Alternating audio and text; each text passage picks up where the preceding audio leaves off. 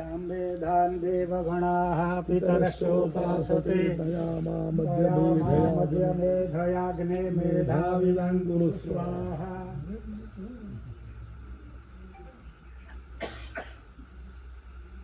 उपस्थित अस्माकम् उपासकाः, क्षम्यतां संस्कृत में बोली गयो। हाँ, संस्कृत में नहीं, गुरोरुपासकाः अस्माकं उपासकाः गुरोरुपासकाः। अरे हम लोग उपासक हैं। गुरोः उपासकाः। गुरोः उपासक अस्माकं गुरुना उपासक છે। अस्माकं गुरोः उपासक નથી, ગુરુના ઉપાસક છે। ચાલો ચાલવા દો, ચાલો। આપણું જે છે અહોભાગ્ય જે કે એવા મહોત્સવમાં, મહોત્સવ એટલે આપણે પાટોત્સવની અંદર દર્શનાર્થ જે ભક્ત લોકો આવતા હોય છે, જાણતા અજાણતામાં આપણે લોકો યોગ્ય અયોગ્ય સ્વરૂપ ભૂલી ચૂકે કદાચ ગુરુદેવને સન્મુખ આવ્યા અને એ સમયે જે માલિન્યતા, જે અદૃશ્યતામાં અહીં આગળ ગુરુદેવને નજીક પહોંચે છે, એવા માલિન્યતાને દૂર કરવા માટે એ પાટોત્સવ હોય છે। પાટોત્સવની અંદર બતાવવામાં આવ્યું છે યાજ્ઞિકમાં કે સહસ્ર કલશ સ્નપન, તે માલિન્યતા દૂર થાય છે। અશુચિતા, માલિન્યતા, એ બધી વસ્તુઓ જે છે, નેત્ર દૃષ્ટિ, સ્પર્શ દૃષ્ટિ, માનસિક દૃષ્ટિ, એ બધા અનેક દૃષ્ટિઓથી જે માલિન્યતા નિર્માણ થાય છે એ સહસ્ર કલશથી દૂર થાય છે। પણ અહીંયા આગળ આપણો પરંપરા ગુરુદેવ જે આપણે સ્થાપના કરી ગયા, શરૂઆતમાં ચતુર્વેદ પારાયણ, અહીંથી શરૂઆત પાટોત્સવનું થયું ને ચતુર્વેદ પારાયણ એ પ્રમાણે આટલું બધું વિસ્તાર નહોતો, એક રૂમમાં જ બેઠી અમે લોકો ચતુર્વેદ પારાયણ કરતા હતા। એમને જ પ્રેરણાથી આપણે વિસ્તાર થયો। કંઈક સહસ્ર કલશ સ્નાપન, ભગવાનને 1000 કલશની ઔષધિઓથી સ્નાન કરાવવું, અને અહીંયા 4 વેદનો સ્વાહાકાર, એના કરતાં કઈ ગણું, 1000 ગણું એનું મહત્વ છે। અને એના અંદર કલશ સ્નાપન માટે યજમાન સોચે હું આપણા હાથે ગુરુદેવને મસ્તક ઉપર જલ ચઢાવું ઔષધિયુક્ત, એ ભક્તોને ઈચ્છા હોય છે। પણ અહીંયા આગળ સ્વાહાકારની અંદર એ વસ્તુ વિસ્તૃત થઈ જાય છે, મોટી થઈ જાય છે। કેમ કે જ્યાં સુધી વેદ મંત્ર જાય છે આવાજમાં, દર્શનથી, સ્મરણથી, એ બધા લોકોનો ઈચ્છા, કામના પરિપૂર્ણ થાય છે। અને એવા પાટોત્સવની અંદર એવું જે ઉપાસના થતી હોય, એ ઉપાસનાની અંદર યાવત સૂર્યચંદ્ર, યાવત પૃથ્વી છે, તાવત પર્યંત આપણા ગુરુદેવને વિગ્રહ સ્વરૂપમાં દિવ્ય શક્તિનો આવાસ, અધિવાસ રહેતો હોય છે।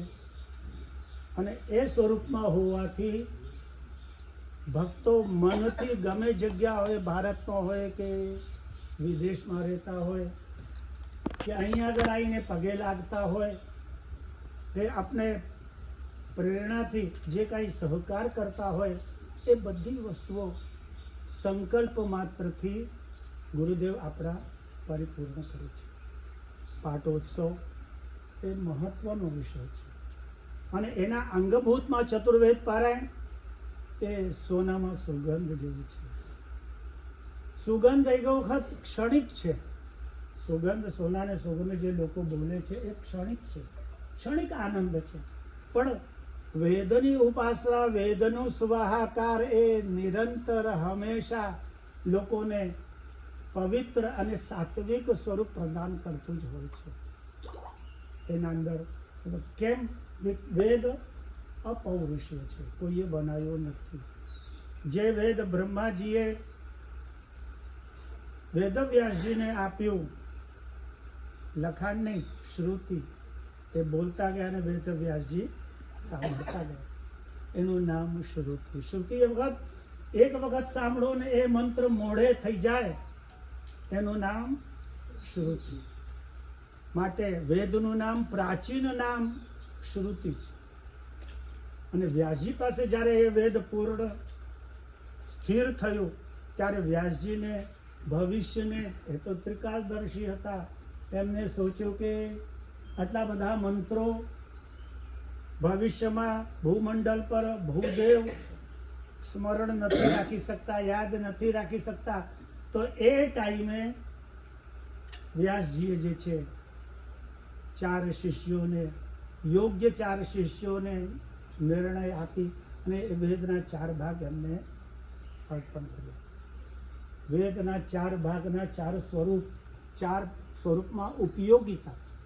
પેલું જે વેદ મંત્ર આપ્યું એ ઋગ્વેદ પહેલે ઋષિઓને આપ્યું, પહેલે ઋષિને. એ વેદનું સ્વરૂપ સ્તુતિ માટે છે, દેવતાઓને સ્તુતિ પર. યજુર્વેદ કર્મકાંડ સ્વરૂપમાં છે. સામવેદ ગાન સ્વરૂપમાં છે. ગાનનું સ્વરૂપ આરોહ, અવરોહ અને સંગીતની અંદર ઘણા બધા સ્વરૂપ છે, આપણે અજાણ્યા છે. પણ જે એના અંદર ઉપાસના કરે છે એ લોકો જ બતાવી છે સંગીત અંદર કેવો સ્વરૂપ છે, અક્ષરોનું શું છે, એ બધી વસ્તુઓનું જે છે એ આગમન સામવેદથી થયું છે. અને અથર્વવેદ ઔષધિઓનું સ્વરૂપ છે. આપણે રાષ્ટ્રને કેવી રીતે સંરક્ષણ આપી શકે, રાષ્ટ્રનું કેવી રીતે સંવર્ધન કરી શકે, આવતા કષ્ટ, રાષ્ટ્રની અંદર જે કષ્ટ અસહ્ય છે, જે હમણાં વચ્ચે ગયા સમય કોરોના જે આવ્યું, એવા જે અસાધ્ય રોગો જે હોય એ કેવી રીતે દૂર થાય, એ બધા સ્વરૂપને દૂર કરવાના મંત્રો સ્વરૂપ અથર્વવેદમાં છે. તો એ બધા વસ્તુ વ્યાસજીએ દિવ્ય દૃષ્ટિ દ્વારા દર્શન કરી અને એ મંત્રોને એ પ્રમાણે વિભાજિત કરી અને ઋષિઓને એ સ્વરૂપ પ્રદાન કર્યું. એ ઋષિઓ પછી વિદ્યાર્થીઓને ભણાવતા ગયા, તેની શાખાઓ પછી નિર્માણ થઈ. એવા વેદ મંત્રો જે કે બ્રહ્માજી દ્વારા જે વ્યાસજીએ સ્વીકાર કર્યો, એ જે મંત્ર છે એ વેદ મંત્ર આજે એ જ સ્વરૂપમાં અમે લોકો ઉપાસના કરીએ છીએ. એના અંદર સેજ, અનુસ્વાર, વિસર્ગ, એ બધી વસ્તુ કાંઈ બી ફેરફાર કામાં એ બધું કંઈ ફેરફાર થયું નથી અને થશે બી નહીં. કારણ શ્રુતિ છે.